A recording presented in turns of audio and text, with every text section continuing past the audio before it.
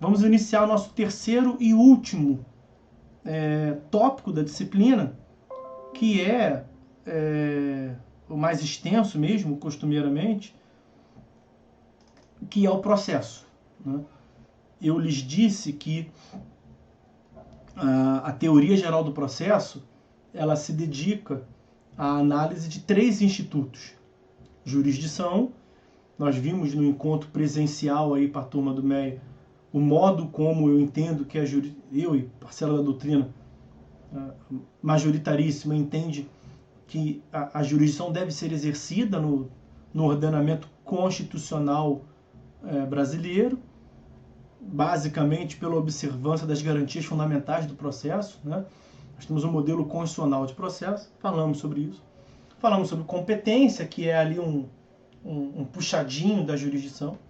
Falamos sobre o direito de ação até ainda agora, concluímos o poder de ação, e agora, bem divididas as coisas, vamos falar sobre esse terceiro instituto, que é o processo. O processo,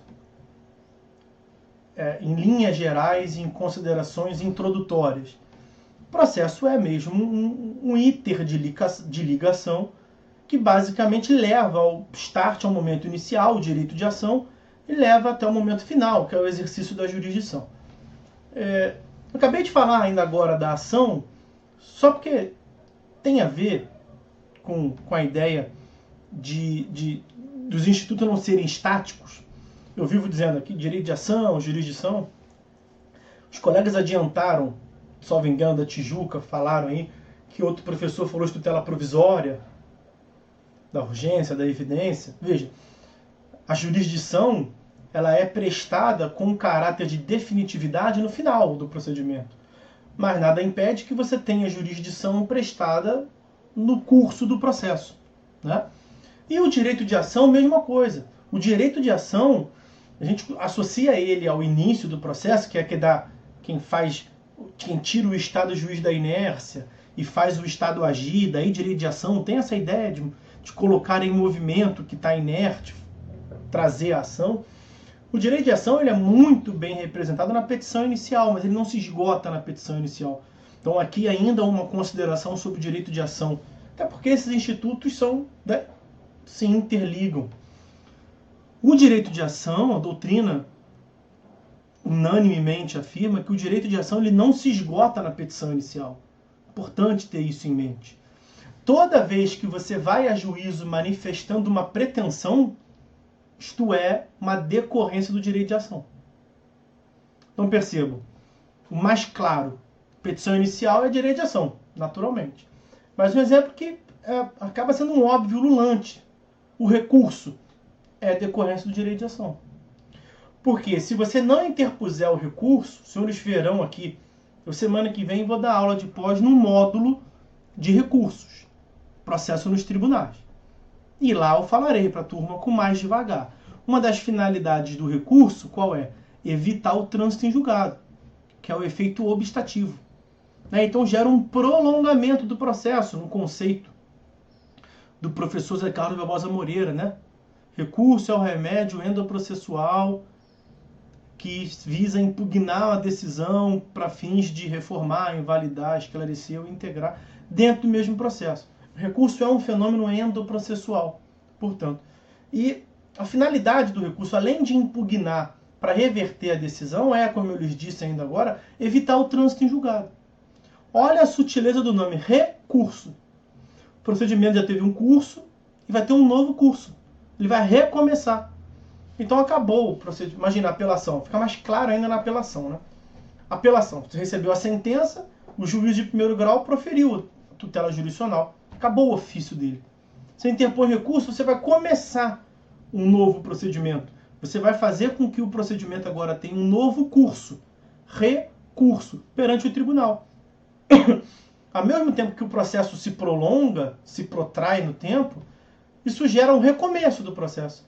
Você vai rediscutir aquela decisão anteriormente proferida, agora no grau do tribunal. Isso é direito de ação.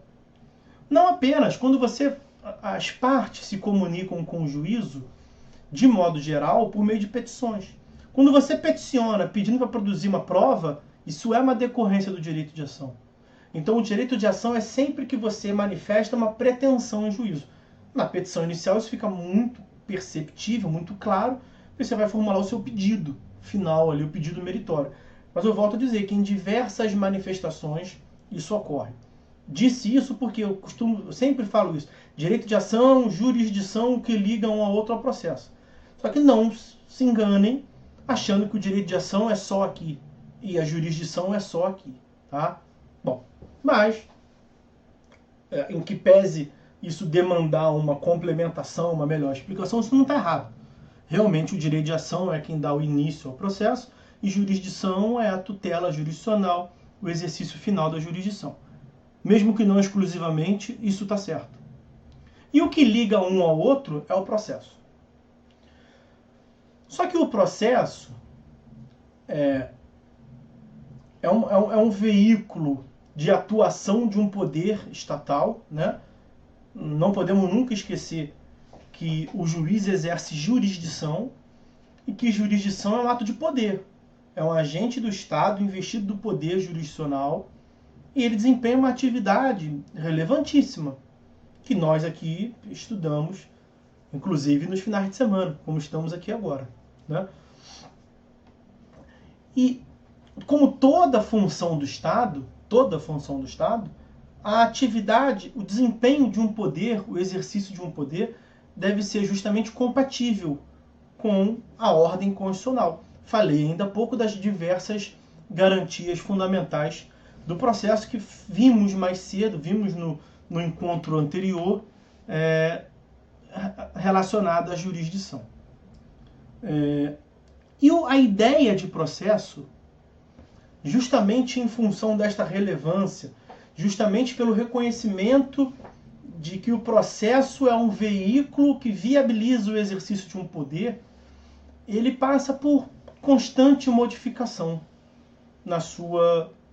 no seu entendimento. Então são várias teorias que visam explicar o que é o fenômeno processual. E numa teoria geral do processo, eu não posso me furtar de enfrentar isso. Na análise do processo civil, nós não podemos desvirtuar. É elementar saber o que é processo. E vocês naturalmente podem estar pensando, mas é óbvio, né? Quem pensaria algo distinto disso? Nem que pensaria algo distinto. A ciência processual passou durante muito tempo por um dilema. Porque durante muito tempo nós tivemos duas teorias que visam explicar o que é o fenômeno processual, e eu vou falar sobre essas duas teorias já, mas que prevalecia um entendimento que elas eram autoexcludentes, de modo que só uma das duas estivessem corretas. Isso chegou a resultar em um congresso internacional processualista, tiro, porrada e bomba, deu confusão, briga de torcida. Tá certo uma teoria, tá certa outra. E isso era muito caro, era muito importante, porque como é que você é um processualista? Como é que você desenvolve diversos institutos processuais, os senhores todos sabem que são vários, cada um deles com várias correntes, e você não sabe me dizer, você, cientista processual, o que é processo? Isso era algo muito tormentoso. Hoje em dia, isso está solucionado. Eu vou passar para vocês quais são essas teorias, como é que a coisa se solucionou, se foi concluído. Mas ainda é mais importante ainda nós estudarmos um novo movimento que vem dando novos ares, um novo contorno à compreensão do processo. Vamos lá, vamos devagar. Vamos dar um volta. Vamos voltar. A gente só entende o processo do jeito que ele é hoje em dia se a gente fizesse apanhado histórico. Você tem um objetivo como fui lá no direito de ação, as teorias. As teorias que não têm relevância, vamos deixar para lá. Então fala assim teoria, fala assim fase procedimentalista do processo, teoria do processo como contrato, teoria do processo como quase contrato, teoria imanentista do processo. Tudo isso de um momento histórico em que não havia autonomia do direito processual. Eu falei algo parecido com isso ainda agora sobre direito de ação. Mesma coisa aconteceu no direito de ação. Lá são outras teorias que estudam o direito de ação. Aqui, quanto ao processo, é a mesma lógica. Não existia o processo como ciência autônoma. Procurava-se inicialmente estudar o fenômeno. O que hoje nós entendemos como processo era tido como um apêndice, algo inserido no direito material, como nós mencionamos ainda há pouco. As concepções práticas, procedimentalistas do processo eram estudadas no livro de direito material. Muitas das vezes num livro anexo, num apêndice, literalmente. Porque não existia o processo como ciência autônoma. Bom, aí depois perceberam que o processo tinha uma relevância para a sociedade e procuraram estudar aquilo com outros olhos, aí saíram da teoria imanentista para a teoria contratualista, porque no direito romano tinha litis contestatio, e já houve quem afirmou na litis contestatio uma natureza contratual, depois viram que não era, e aí era um período em que a ciência jurídica não era muito desenvolvida e que só haviam 4 institutos. Contrato, quase contrato, delito, quase delito. Mas veja, já é um ganho muito simbólico você tirar o processo do contrato. Quase tudo era contrato, as várias espécies de contrato. E o que não se encaixava bem naquela categoria de contrato, eles colocaram como quase contrato. Fizeram isso com o processo. Processo como quase contrato. Porque viram que não há bem uma relação negocial, porque a parte A e a parte B não vinculam a decisão de um pretor, do juiz. Então viram que aquilo era um quase contrato. E eis que surge a teoria que nos interessa. Eu geralmente, quando tenho mais tempo para falar, eu apresento 9, 10 teorias na evolução histórica do processo. Claro que eu não vou fazer isso aqui, já fiz menção a 3, muito rapidamente. Primeira teoria que nos interessa aqui, e que tem substrato teórico, dogmático, até hoje em dia, é a teoria do processo como relação jurídica. Teoria do professor Oscar von Billoff. Vamos lá. Teoria do processo como relação jurídica processual. Ela é uma tese do século XIX, 1840. Não, do século XVIII, 1787. 1787 é a teoria do professor Oscar von Billoff. E ele desenvolveu essa teoria, fazer um apanhado histórico para vocês entenderem muito rapidamente. Prevalecia o entendimento, até então, de que o processo, de que o direito de ação, ele era concreto. Falamos sobre isso ainda agora. Só existiria, portanto, direito de ação se o julgamento fosse de procedência. Aí ele surge. E ele é um autor prussiano. Prússia é um estado que era independente da Alemanha, e que agora, depois da unificação, virou tudo Alemanha. A Prússia hoje em dia é uma região da Alemanha. Mas naquele momento a Prússia era um país, era um ente autônomo.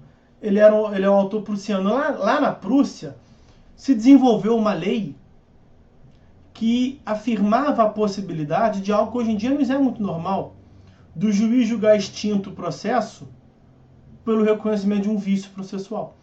A grande maioria dos autores criticaram a lei. Isso é um absurdo. Como é que pode o juiz deixar de julgar o processo? Se na verdade só vai ter ação, só vai ter processo se tiver o direito material. Então ele tem que ir até o julgamento final. É incompatível, é ilógico. E aí veio o Billoff e disse, não. A grande questão, dizia Billoff, é que nós devemos reconhecer, e é verdade, a distinção entre a relação jurídica de direito material e a relação jurídica de direito processual. São duas relações distintas. Mesmo que na relação de direito processual você vá discutir a relação direito material, não estão embrincadas, não são a mesma coisa. São dois fenômenos distintos. E é possível, dizia a lei, e ele defendia, com base nesses argumentos, é possível que haja um vício, não no direito, na relação de direito material, mas na relação de direito processual. E o juiz pode sim colocar fim a esse processado, a esse procedimento, a esse processo, sem julgar o mérito. O julgamento do mérito não é uma condição elementar, essencial, para a existência do processo.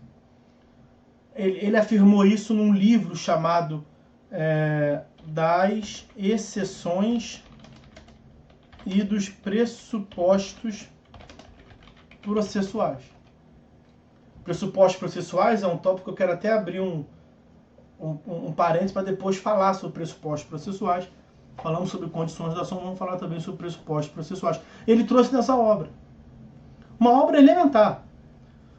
E ele falava assim, olha, nós devemos identificar a distinção entre a relação de direito material e a relação de direito processual por vários fatores. São basicamente 3 fatores que distinguem a relação de direito material e a relação de direito processual. Primeira distinção, o primeiro fator distintivo são os sujeitos. Sujeitos não são os mesmos. Aí tem 2 acepções aqui possíveis. Os sujeitos não são o mesmo. Mesmo que no plano do direito material nós temos o credor, C, e o devedor, D. Quando C vai a juízo, ele pede uma intervenção do Estado. Veja, já temos um outro sujeito, que o Estado não tinha na relação inaugural direito material. Ainda mais nesse cenário eminentemente privatístico, né, senhores? C, credor, D, devedor, o Estado ficava olhando de fora.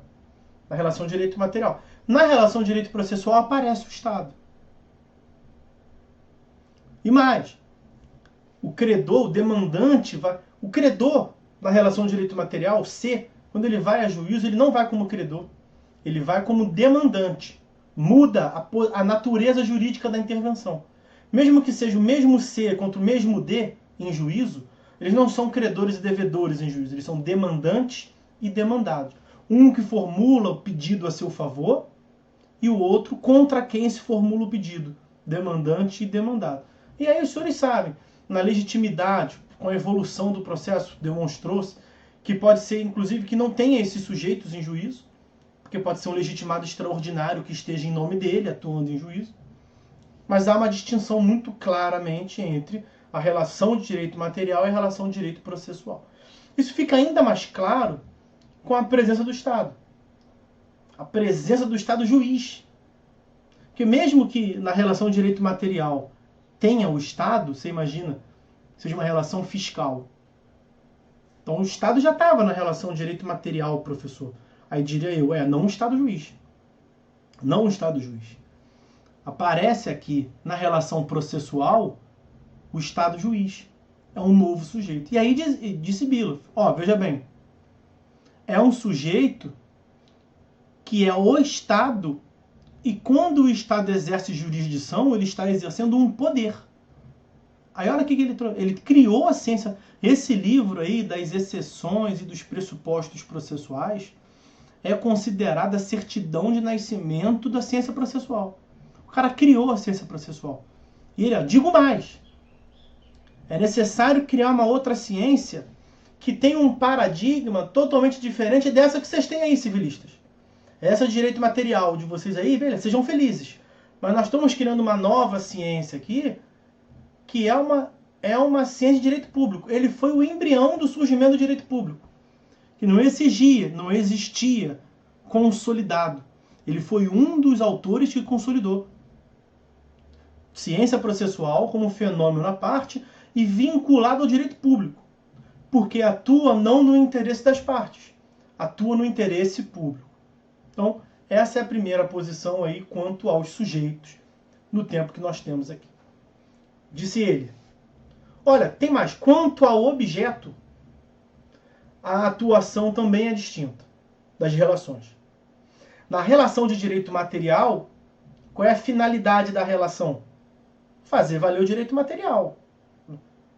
A relação de divórcio, fazer valer o direito ao divórcio. A relação de vizinhança, aplicar o direito de vizinhança. Na relação de crédito, fazer cumprir as obrigações, o crédito. Voltado ao direito material, naturalmente.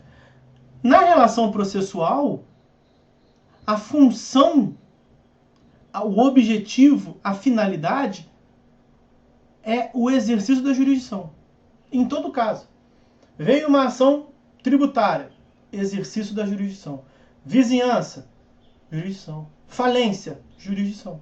E por meio da jurisdição, isso foi até um discípulo dele, Cândido Rangel Dinamarco, ele é muito favorável a essa tese do Biloff. Esse sujeito, Cândido Dinamarco, vai voltar novamente adiante para fazer um link entre as duas teorias que eu dizia que eram contrapostas. Uma das teorias contrapostas era essa. Mais recentemente, agora aqui no século XX, final do século XX, o Cândido Dinamarco desenvolveu a famosa teoria da instrumentalidade do processo. O que significa instrumentalidade do processo? Na verdade, sempre teve a instrumentalidade do processo. O que o Cândido Dinamarco desenvolveu foi uma dupla instrumentalidade do processo. Em primeiro lugar, o processo é um instrumento para o exercício da jurisdição. Isso Biloff já dizia. Acabei de falar. Na relação jurídica de direito processual, a finalidade é sempre o exercício da jurisdição. Isso Biloff já dizia. O que tem de tão... O que deu livre docência? O que deu tantos ganhos ao Dinamarco com a tese da instrumentalidade? É porque nós temos uma dupla instrumentalidade. Além do processo servir ao exercício da jurisdição, é por meio da jurisdição que se afirma o direito material. Então o processo acaba servindo como uma forma de aplicação em juízo do direito material. Daí a dupla instrumentalidade. O objetivo da relação direito material é a aplicação fora do juízo do direito material. Por isso que as normas de direito material vai prever que é direito do credor receber a avença, é um dever do devedor cumprir nos modos como impactuado. Tudo no direito material gira em torno da consumação do direito material. E no direito processual, a finalidade é sempre o exercício da jurisdição. Hoje em dia nós diremos o exercício da jurisdição em modo compatível com a ordem constitucional e as garantias fundamentais. E, naturalmente, por meio do exercício da jurisdição, se afirma o direito material. O processo não é um fim em si mesmo. O processo é um modo de implementação em concreto do direito material. Essa é a grande pegada do Cândido Dinamarco, atualizando essa concepção do Biloff. Bom, e a terceira distinção, diziam que eram 3 distinções. A primeira, os sujeitos. A segunda, a finalidade. E a terceira, os pressupostos. Que foi uma outra contribuição do cara nessa obra. Uma obra-prima. Tem até uma curiosidade, que na obra, essa obra tem tradução para o espanhol, não tem tradução para o português. No livro, desse livro, cara, o cara fala assim, numa nota de rodapé, ele fala, não estou conseguindo outro nome, a não ser esse que eu não gostei. Pressupostos processuais. Não tá legal. Mas é o seguinte, eu não estou com cabeça mais para isso, já estou fazendo outras coisas aqui, meu projeto é outro, meu projeto acadêmico é outro. Se alguém quiser mudar o nome pressupostos processuais, pode mudar com a autorização do autor, eu mesmo não gostei. A curiosidade é que ninguém mexeu. Porque são pressupostos para a validade do processo, pressupostos processuais. E o próprio autor não gostou do nome, o mundo inteiro trata até hoje como pressupostos processuais. A terceira distinção são os requisitos de validade, de existência de validade. No direito material, é distinto do direito processual. Naturalmente aqui, é uma relação de direito positivo. Né? Claro que você não consegue aproveitar o livro dele, que ele está analisando os pressupostos processuais da Prússia. Não adianta. Esse livro dele, até hoje ele é decantado Mas o primeiro capítulo do livro, que é a parte, quase metade do livro é o primeiro capítulo, que é quando ele traz essa concepção teórica. O segundo capítulo em diante, ele analisa a lei, que eu fazia menção ainda agora. Aí não dá para aproveitar nada. No nosso plano aqui, quais são os pressupostos de direito material? Artigo 104 do Código Civil, se eu não me engano, né? Tem um negócio lá de agente capaz, não tem? Forma prescrita, não defesa em lei, objeto lícito, não tem um negócio desse? Quais são os pressupostos processuais? Não são esses, são outros. Existem pressupostos, vai ficar redundante, mas tem pressupostos para a existência do processo, para que exista a relação jurídica, e tem outros pressupostos para que esta relação jurídica existente seja válida e possa se desenvolver validamente. E ela se desenvolve validamente para quê? Para o exercício da jurisdição.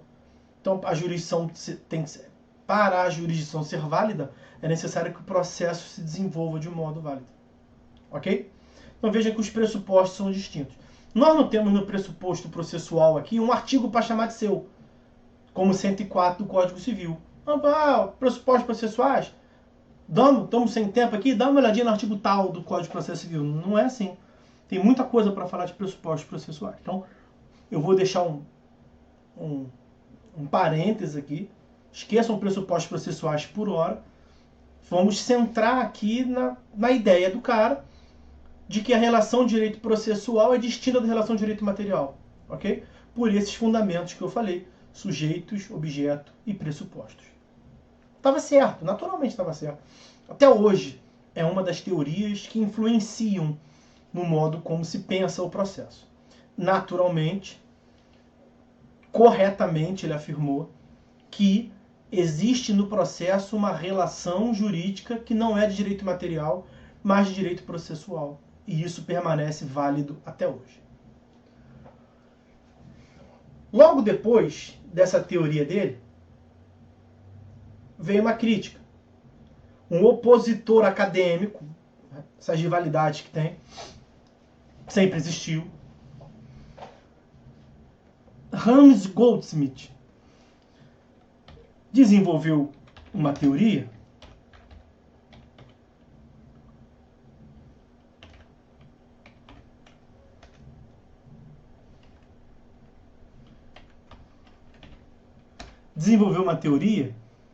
para criticar a teoria da relação jurídica processual. A finalidade do Hans Goldsmith era superar, era aniquilar a teoria do Bealoff e colocar a teoria dele no lugar. Então, tá errada a teoria do Bealoff. A que tá certa é a minha. Qual é a curiosidade aqui? Quase ninguém fala de Hans Goldsmith, em que pese a importância dele, que ele traz uma visão importante, e tudo que ele falou, a crueldade. Lição de vida. Tudo que ele falou foi incorporado na tese do Bealoff. Não foi que o Bealoff pegou, apropriou, não. A história fez isso. O cara queria jogar do Bealoff fora e prevalecer dele. Todo mundo pega os ensinamentos dele, Hans Goldsmith, insere na teoria do Bealoff, que eu acabei de falar, e toca a barca e não faz nem menção ao Hans Goldsmith. Quero pelo menos ser justo com o cara. O que ele trouxe e que era uma falha, não foi abordado na teoria do Bealoff, e é importante. Então, vamos voltar à crítica do... Pense, o Hans com bilis, não gostava do Bealoff, falou que era uma merda, tudo que ele falou não tá certo. Tal. O ponto central da tese dele é o seguinte, diz o Goldsmith, falava assim, olha, do jeito que o Bealoff está dizendo aí, parece que a relação jurídica processual, a relação no singular, então só tem um tipo de relação entre os sujeitos, está errado. E aqui ele está certo. Ele dizia, há um feixe de posições jurídicas, existem, um processo, na verdade, ele tem diversas relações jurídicas. Autor com réu, autor com juiz, juiz com interveniente, Ministério Público. Então tiro, porrada e bomba. São várias relações que se estabelecem no processo. Não é uma relação só. A grande crítica dele era que, aos olhos dele, com razão, a teoria do Bealoff estava estática. Ao passo que ele defende uma perspectiva dinâmica do processo. Só que, na verdade, não é que teve um erro na teoria do Bill. Ele não se preocupou em tratar disso. Já fez coisa pra caramba. Ele não tratou desse aspecto. Ele não afirmou que era uma relação só. Ele não afirmou que era uma relação estática. Ele deu a entender. A leitura realmente dá a entender isso. Possível extrair. Essa é uma interpretação possível. E aí o Goldsmith vem e diz, não, ó, a relação jurídica ela é estática. Tem poderes, deveres, faculdades, ônus, sujeições. A gente fala o tempo todo de ônus. Acabei de falar poderes. Poder, acabei de falar sobre direito de ação. Poder tem do outro lado uma sujeição. Direitos, deveres. O que é o ônus? Afirmava ele. Poderes, deveres, faculdades, ônus, sujeições. O que é o ônus? Ônus é um tipo, é muito comum no processo ônus. Na verdade, o processo se desenvolve pela previsão de marcos, de momentos para manifestações, sob pena de preclusão. O que é preclusão? O processo segue, você tinha que falar, não falou, perdeu a chance. O que é o ônus? Ônus é uma conduta facultativa. Só que não é uma faculdade stricto sensu. Sabe aquela coisa que o direito tem? Faculdade, lato sensu, stricto sensu. O que é a faculdade stricto sensu? É algo que você faz se quiser, se não fizer, tranquilo, pega nada, não tem consequência nenhuma. Isso é faculdade. Ônus. Ônus, ele começa parecido com a faculdade. Por quê? Porque não é um dever. Um grande exemplo, contestação. Contestar é um dever. Não, contesta, senão vai pagar multa. Se não contestar, eu te prendo. Dever é isso, né? Algo que você faz sem ter opção. Você faz porque você é obrigado e se não fizer, sofre uma sanção. Não é isso? Isso é um dever. Não, contestar não é um dever. Ninguém contesta porque é obrigado. Mas e se não contestar, não acontece nada? Acontece, né? A revelia. Os senhores viram na faculdade, verão aqui com outro professor no módulo de conhecimento. Revelia é uma consequência processual negativa para quem deixa de exercer uma posição jurídica que a lei faculta. Sabe qual é um outro nome de dizer tudo isso? Ônus. O que é o ônus? Ônus é uma conduta facultativa que, se você não fizer, sofre uma consequência processual negativa, que é diferente de sanção, que você não tinha um dever, você tinha uma faculdade. Produzir prova. Produzir prova é um ônus, porque você não é obrigado a produzir prova. Você produz prova se você quiser, mas depois não reclama se perder. Né? Porque se o juiz não restar convencido das alegações, ele vai distribuir o ônus probatório. Artigo 373. Muito resumidamente, quem alega tem que provar. Né? O autor produz prova do fato constitutivo. Não. O autor produz prova do fato constitutivo do seu direito. O réu produz prova dos fatos modificativo, impeditivo e extintivo do direito do autor. Mas quem que alega o fato constitutivo, causa de pedido do autor? O próprio autor. Então o autor produz prova sobre um fato que ele trouxe. O fato que constitui o seu direito. O acidente lá da 1001, como nós mencionamos. Quem é que vai trazer um fato que impede, que modifica, que extingue o direito do autor? O réu. Então o réu tem que produzir prova sobre esses fatos que ele alega. Então é isso. O 373 quer dizer isso. Quem alega tem que provar. Isso é um ônus. Porque se você alegou e não provou, se o juiz não está convencido, ele julga contra o seu interesse. Porque você alegou e não provou, então o juiz julga contra. Ônus probatório. Tá? Então Rams Goldsmith trouxe essa visão que é muito interessante.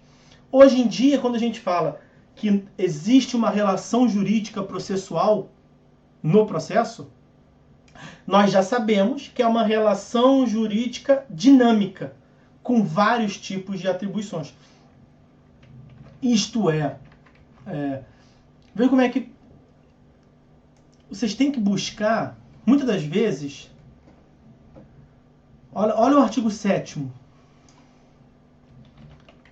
Muitas das vezes, uma palavra entra no código e é isso que se fica.